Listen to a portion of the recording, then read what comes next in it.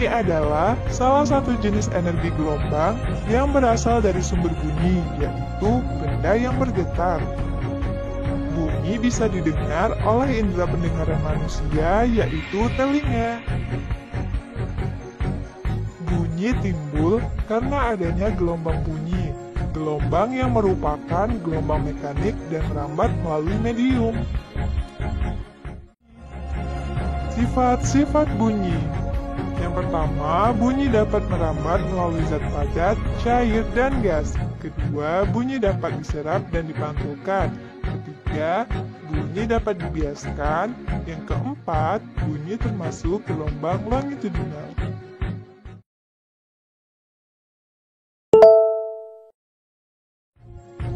Sumber bunyi. Sumber bunyi adalah semua benda atau alat yang dapat menghasilkan bunyi. Contohnya pada alat musik gitar, yaitu menghasilkan bunyi dengan cara dipetik dawainya. Dan yang kedua, ada seruling, yaitu dengan cara ditiup. Ketiga, ada gendang dengan cara dipukul. Dan yang keempat, yaitu biola dengan cara digesek. Bunyi akan terdengar kuat ketika kita berada di dekat sumber bunyi. Bunyi terdengar semakin melemah jika kita menjauhi sumber bunyi. Media perambatan bunyi ada 3, zat padat, cair, dan gas. Contoh pada zat padat yaitu pada permainan telepon kaleng dan ketukan di ujung meja. Contoh pada zat cair mendengarkan bunyi melalui corong dan pukulan batu pada ember yang berisi air. Contoh pada zat gas yaitu ketika kita berbicara.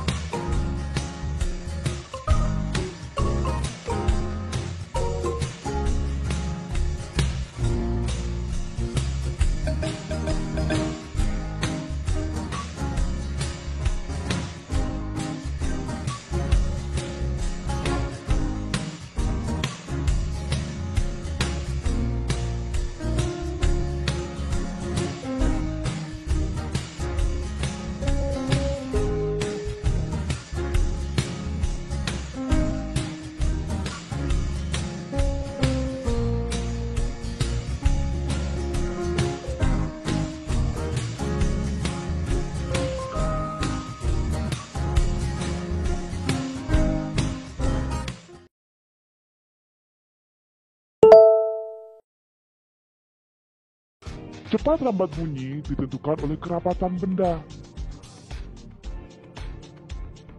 Perambatan bunyi paling cepat melalui benda padat, kemudian benda cair, dan diikuti oleh benda gas. Karena penyusun-penyusun benda padat lebih cepat daripada benda cair dan gas.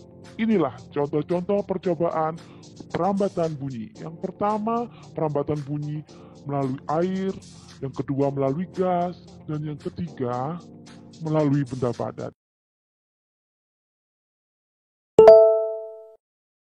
Pemantulan bunyi. Pemantulan bunyi terjadi karena gelombang bunyi tersebut dipantulkan oleh bidang pantul tersebut. Bola dipantulkan ke dinding akan mengalami pemantulan. Begitu pula dengan bunyi. Bunyi juga dapat memantul jika dalam perambatannya dihalangi oleh benda yang permukaannya kasar.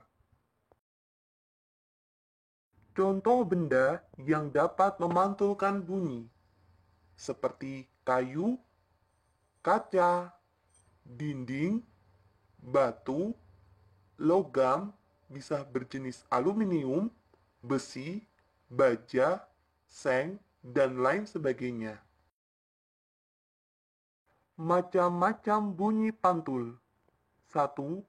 Bunyi pantul yang memperkuat bunyi asli. 2. Gaung atau kerdam. 3. Gema.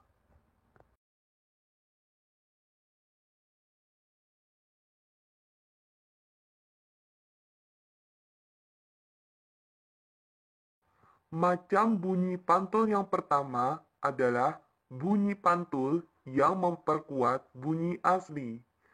Bunyi pantul yang hampir bersamaan dengan bunyi asli, sehingga bunyi asli menjadi lebih keras. Hal ini terjadi jika jarak dinding terhadap sumber bunyi kurang dari 10 meter. Contohnya, 1. Suara di kamar mandi terdengar lebih keras. 2. Bunyi kereta api lebih keras ketika melewati terowongan. Macam bunyi pantul yang kedua adalah gaung atau kerdam.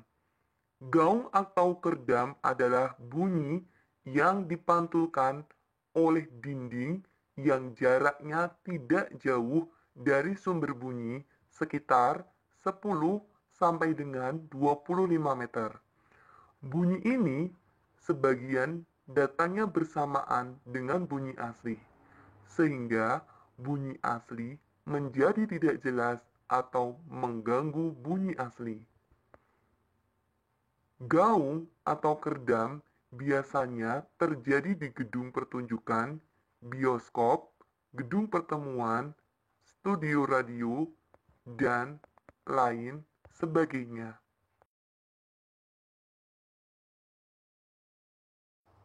Untuk menghindari gaung atau kerdam pada dinding gedung, dilapisi bahan yang dapat meredam bunyi. Bahan yang mampu meredam bunyi disebut bahan akustik. Misalnya, kain wol, kapas, karton, gabus, busa, dan karet. Teman-teman, perhatikan baik-baik ya. Ketika bunyi asli itu yang kita dengar adalah al-ihsan, maka bunyi pantul gaung ketika kita mengucapkan al, bunyi pantul belum terdengar. Tetapi ketika kita mengucapkan ih, bunyi pantul gaung terdengar al. Kemudian ketika kita mengucapkan san, bunyi pantul gaung terdengar ih. Dan ketika selesai mengatakan san, maka terdengarlah bunyi san. Atau cara mudahnya teman-teman dengarkan baik-baik ya.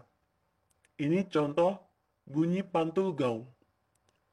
Al, al, ih, san, san. Al, ih, san, san. Al, ih, san, san.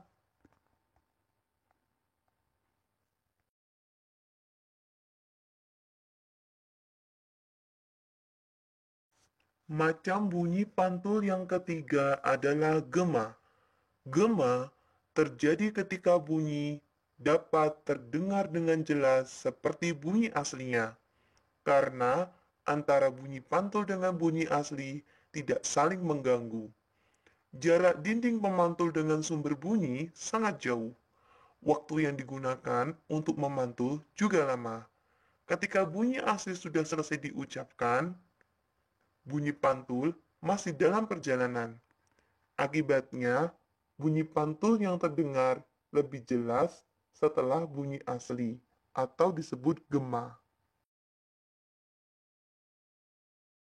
Gema dapat terdengar di lereng-lereng gunung, gua-gua, lembah-lembah yang jaraknya jauh serta permukaannya keras dan rapat. Gema dimanfaatkan untuk mengukur kedalaman jurang, kedalaman gua, ataupun kedalaman laut. Perhatikan baik-baik. Ketika bunyi asli itu terdengar al-ihsan, maka bunyi pantul gema terdengar setelah bunyi asli selesai. Teman-teman perhatikan baik-baik ya. Al-ihsan, al-ihsan, al-ihsan, al-ihsan, al-ihsan, al-ihsan.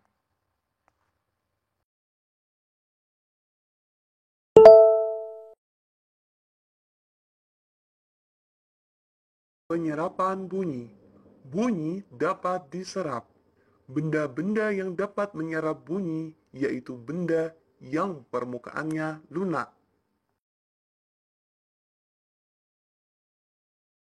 Contoh benda yang dapat menyerap bunyi. 1. Kain wol. 2. Spons. 3. Kertas. 4. Kain. 5. Busa. 6. Karpet. 7. Karet. 8. Goni.